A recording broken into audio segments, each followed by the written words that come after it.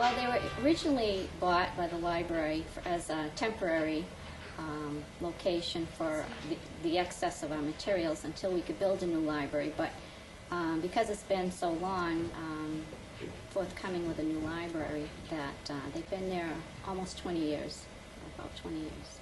So. It's a pretty long time. Yes, yes, yes. Pretty long time that you've been waiting for a new library. Right.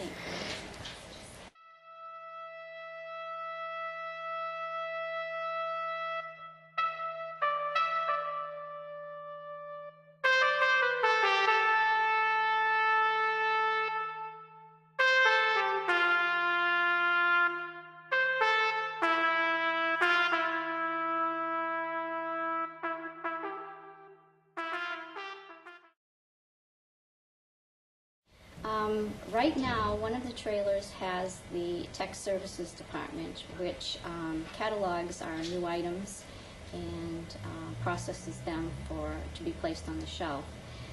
We have 3 people that work in that department, and they also mend and repair the books that we have.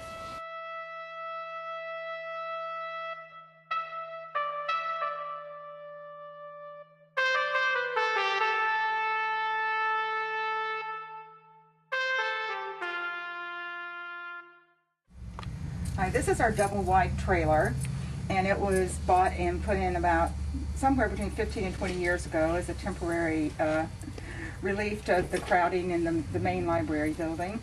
And as we've grown, we've just added collections to this trailer. This is where the fiction is kept, and our magazines and our newspapers, and we have a very small teen section back there. And we also have all the DVDs, CDs, VHS formats, and all the media is in this trailer, as well as the biographies.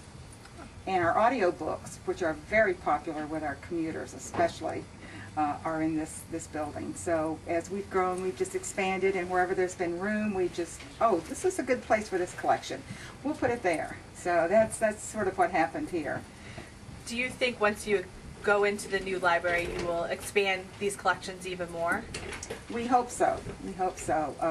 We still have the same budget as we did last year for materials, so we're going to try to make it go a little bit further and provide more materials, because that's the first thing our patrons say. Oh, you're going to be able to give us more books. Absolutely, yes. They think of bigger place, more books, more media. So we hope to be able to provide those services for them. Great.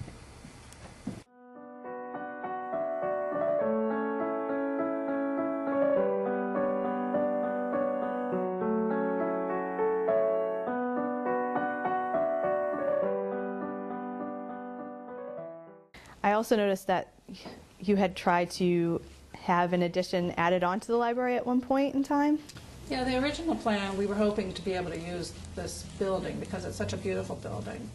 And it was designed to be a library. And we wanted very much to use this building and just add on to the back. And that was the original plan, was to expand on this site with a nice double the size type of building that would serve the number of residents in Hudson, because the population has grown so much since this building was built to service that population in 1909.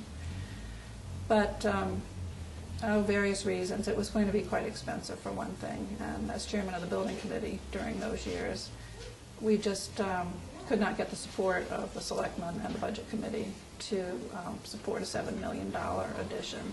And they suggested that they would support a $3 or $4 million facility, and it wasn't feasible for $3 or $4 million to put the addition on at this site, because it couldn't be done properly for that amount of money. So that plan was unfortunately disbanded, and we moved on to the other.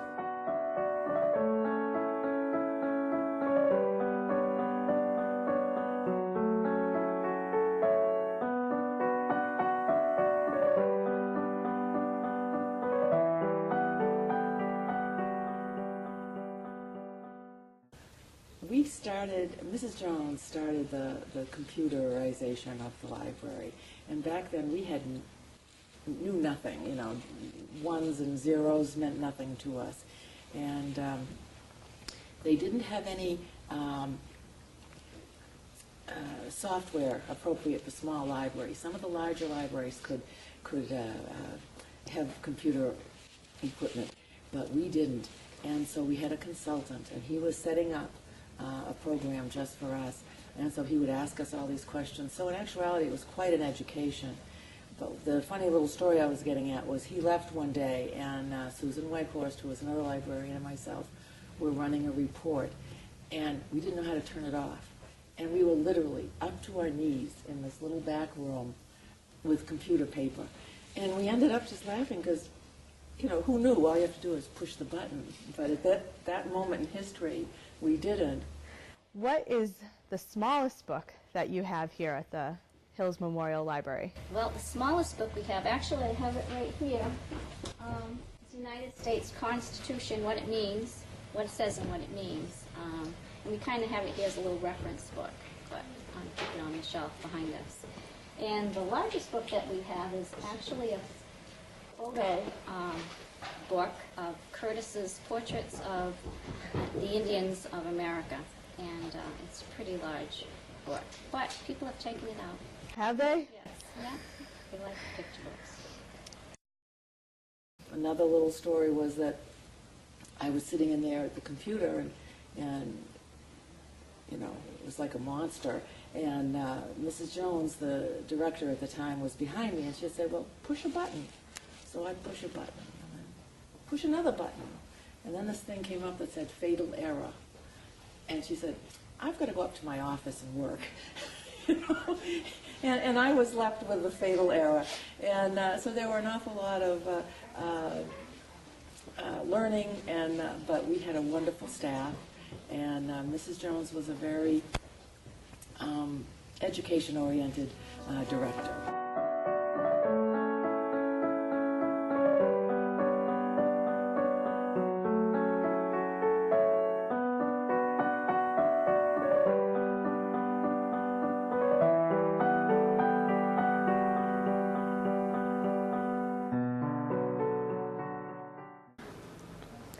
Are there any odd or interesting stories you can share with us? You had to ask. I know, you're going to kill me. Afraid you were gonna I know. because I'm usually stuck up here. You could talk about this girl like Amber came around Yeah. and asked you. This crazy woman. If you can't think of anything, that's fine. No, I really don't have any crazy stories. I know I get reports from my staff on crazy happenings that, I'm sure. that they actually encounter on a daily basis.